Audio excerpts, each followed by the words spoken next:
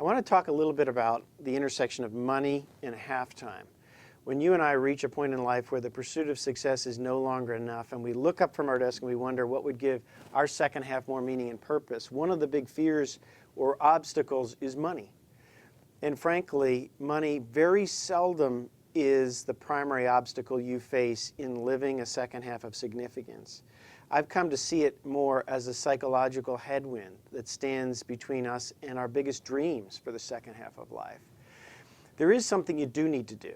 You and I need to decide how much is enough. How much money, how much lifestyle, how much net worth, how much income, how much acclaim, whatever's been driving me or you for the first half. We need to draw a line in the sand and determine how much is enough.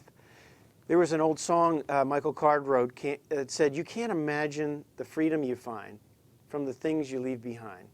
As Linda and I decluttered our life and cut our lifestyle to give ourselves freedom 15 years ago, it was one of the richest blessings in our lives. Every time we've cut our lifestyle since then, it's been a blessing in our family.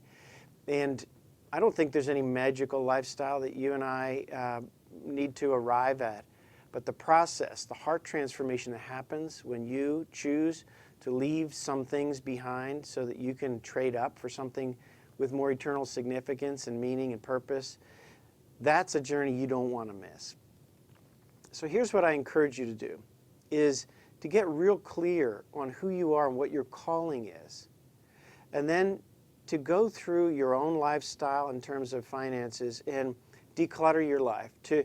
It's not so much giving up as it is trading up, to look at the things you invest time and money in and make a plan together with those you love, your spouse and your kids, and take them on a faith adventure with you to trade up what you've been given and, in a sense, trap the value in the future.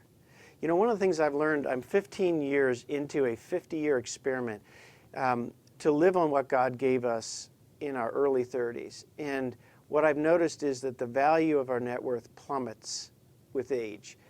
My net worth has stayed roughly the same, maybe gone up a little bit, but the value, the life impact value of wealth plummets with age.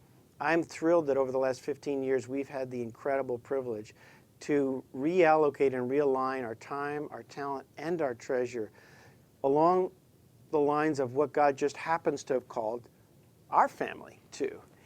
Our kids' lives have really been changed and impacted as they've watched our choices and they've watched us step out in faith and the risks and sacrifice that go with that. I wouldn't trade that for anything.